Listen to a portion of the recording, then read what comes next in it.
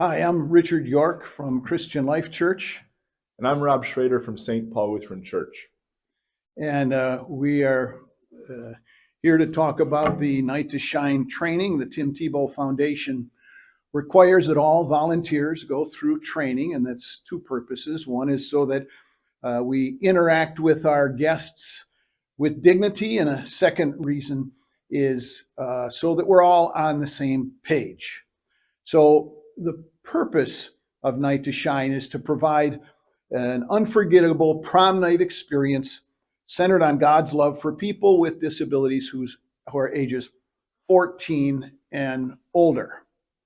Night to Shine, it's a worldwide event which challenges the narrative about how people with special needs are viewed. It's a celebration of the value of life, and it's a night when all the guests are kings and queens of the prom.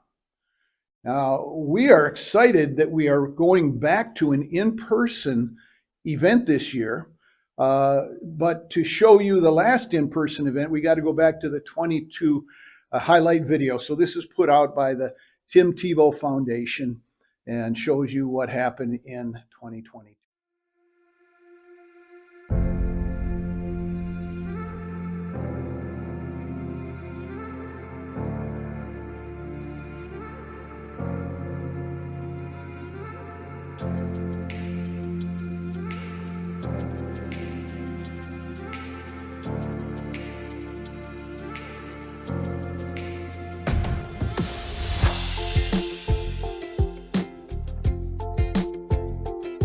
Every heartland, farm town, fence post son, every West Coast big break queen, all your high-rise skyline concrete kids, every zip code in between.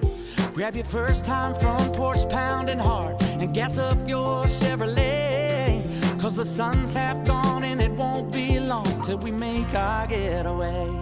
This is our time, our night to shine. Oh, take my hand, hold on tight, don't look back to the morning light. Let the world go, pray it spin slow. Tell tomorrow not to hurry, we're just fine. This is our night to shine. Pin a flower on that sport coat, lace up your new church shoes, grab your favorite pair of denim, patched up knees and faded blue. Throw 220s in your pocket, kiss your mama at the door, take a picture perfect postcard and send it out across the world. This is our time, our night to shine. Oh, take my hand, hold on tight, don't look back to the morning light. Let the world go, pray it spin slow. Tell tomorrow not to hurry, we're just fine. This is our night to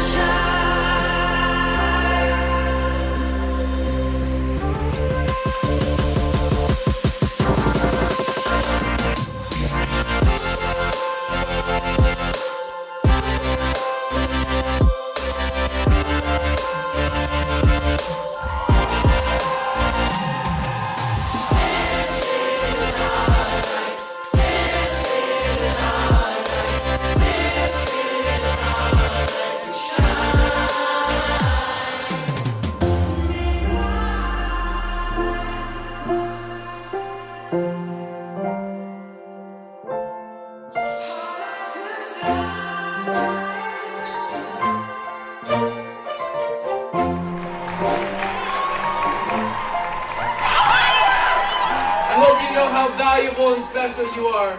You are unique. You are created in love, by love, and for love, and God has a great plan for your life. Tonight is a night where you can shine. And let me tell you something, you are shining so bright. You're not just a king or a queen tonight. You're a king and a queen every single day of your life.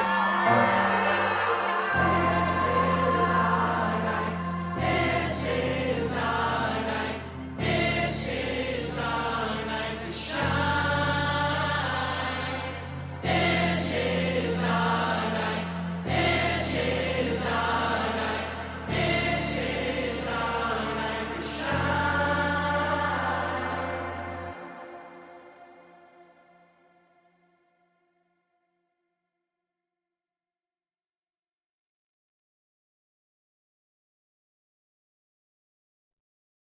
Rob, this is unquestionably a event that's centered around God's love, but we've discovered something with all our volunteers, haven't we? Yeah, they all seem to feel comfortable, even though it's a faith-based event. It's something that people, even if they don't have the Christian faith, can feel comfortable participating in and being a part of. And it's just another great way to help our fellow man. I think it's something that makes sense to everybody. And of course, our prayer is that volunteers, as well as our guests, will come to faith in Christ and draw near to God through this. I want to take just a few moments to talk about how this evening is going to be handled by you, our volunteers. So it's not uncommon for people with special needs to feel maybe not the most special person in the room. But Night to Shine, the purpose of it is to give them that very special experience so that they do feel like they should, very special. We hope to give them a great experience that will be one of the most unforgettable nights of their lives. And besides the glitz and the glam and the fun of it all, there is also the opportunity for you as a volunteer to show them the utmost respect. We're going to have a handout that will be emailed to you, and that you'll also be given at a training session that will explain more about this. But here's a few quick highlights. First, stay away from offensive terminology.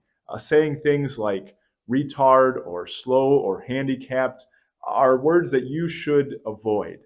The Tim Tebow Foundation will actually provide a full list of words that you should try to stay away from. On a more positive end, try to use what we call person-first language. In speaking, place someone's personhood in front of their disability. They are first and foremost a child of God and a person with feelings and emotions just like any of us. So instead of saying an autistic teenager, say a teenager who has autism. Or instead of saying a wheelchair-bound person, say a person who is confined to a wheelchair. We put the person before the disability. In doing this, we're not defining someone by their disability, but instead by their personhood. We've got a little video clip here called People First to share with you. Person-first language is a concept as much as it is a style of speaking. Person-first language literally puts the person first. So it's person with a disability, person who has epilepsy, so that we're recognizing that we're all individuals first and foremost, and that yes, someone may have a disability and that may be part of what defines their life, but it's not only what defines their life. You really get to know the person rather than just these symptoms that are associated with the disability. And that's always good because I hate being labeled as Jeremy, the guy with a traumatic brain injury. It eliminates discrimination, and I mean, it gives you the ability to focus your actions a little bit more positively if you refer to the person and then the disability. And how many times have you heard statements being made on the news about a wheelchair-bound person? If you were in a wheelchair, would you want to think of yourself as bound to that chair, as unidentifiable from that chair? Well, no.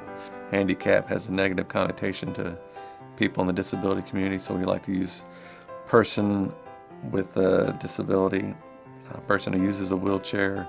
So just trying to put the person first before the disability. I had to put the emphasis on the ability and not the so-called disability. So person-first language is extremely important, not only just because we want to be polite to each other, but because what it does is humanizes an individual with a disability. So it just motivates me to be a much better human being, and it also changes my concept of what disability is. Disability is not what we see here. Ability is what we see here.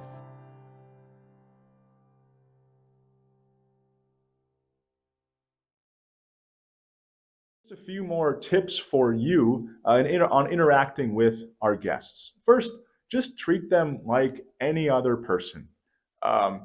Don't change your tone of voice. Don't speak down to them or speak to them like they're a child. Know that you can offer a handshake. Don't lean on anyone's wheelchair. Don't interact with service animals without asking first. And if you find yourself in a difficult or uncomfortable situation, don't be afraid to ask for help, especially if you see perhaps some signs of overstimulation. Just maintain your composure and be kind at all times. And again, the biggest thing is show respect to our guests. Rob, you mentioned overstimulation, and a few of our guests are going to have sensitivities to loud noises and bright lights. And we're going to have a sign that will go before them as they walk down the red carpet that indicates that they have such sensory concerns. And the sign is going to look like one of these two signs that you're going to see on the screen here. So as they're walking down the red carpet and that sign is before them, what we would ask you to do is just wave your hands like this to celebrate them. Don't yell or cheer or use your flash or make any loud noises. We want them to be as comfortable as possible. Now we're going to focus in on those people who are going to be buddies at this event. And a buddy is someone who has a one-on-one connection with our guests, and they're going to spend the entire night with a particular guest. So as a buddy, as best you can, establish a connection with your guest. Many guests have said that the best part of the evening is getting to develop that relationship with their buddy. How can you go about doing this? Well, compliment their appearance. Ask questions to learn about them. What do you like doing? Where are you from? What hobbies do you have? What's your favorite color? What are your favorite activities? Just a note, avoid asking them about boyfriends or girlfriends. Then you can tell your king or queen about yourself too. A relationship goes both ways, and they're going to want to hear about who you are. During the limo ride, make sure you sit by the door to prevent your guests from opening the door accidentally, and also so that you're the first one out of the limo in order to help them get out. And do your best to help your king or queen feel like a celebrity. As a buddy, this night is really about your guest and making them feel like they're the most important person in the room. So don't be on your phone or don't be talking to your friends. We never want our guests to feel isolated or ignored. Perhaps the best piece of advice that we can give to you for being a buddy is go to the prom, eat, talk, hang out, dance, meet the guests, have fun. Explain to your guest what's going on during each part of the event. Always remain with your guest. And if you need to be excused to use the bathroom or to go and get a drink, we're going to have floater buddies walking around the room. Please just approach one of these floaters and ask them to hang out with your guest while you're away for a moment. This might seem overwhelming or scary. You might be worried about understanding your guest, or maybe you don't feel like you'll like the experience. We just want to encourage you to give it your best shot. Don't be afraid. Don't be worried. As you get to know your new friend, you will bond, you will learn, and you will have a great time. We hope that this is an unforgettable night for your guest, but we know it will be an unforgettable night for you too. You know, I recall after one of our early Night to Shine events, one 55-year-old man said, "Best night of my life." That's what potential this has. So we want to say thank you very much for volunteering. You fill a very, very important role, and we are excited about your involvement and your participation. Tim Tebow himself has a greeting that he'd like to share with you right now and share his own words of appreciation for your involvement.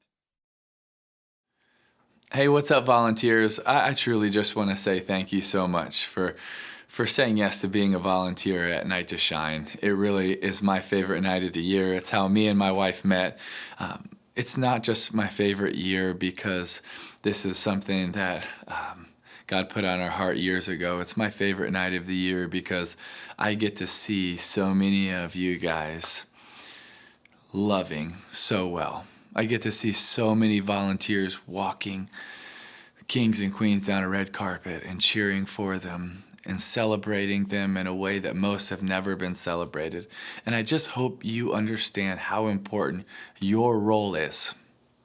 Your role as a buddy, your role as someone that's cheering on the red carpet, your role as someone that is crowning someone. Your role might be in the back, but how important that role is and how we all fulfill our roles with excellence, because every single one of those lives is worth us doing it with excellence. You see, it might just be a night where we can volunteer, but it's a night where they might actually understand that they're loved, that they have worth, that they have value.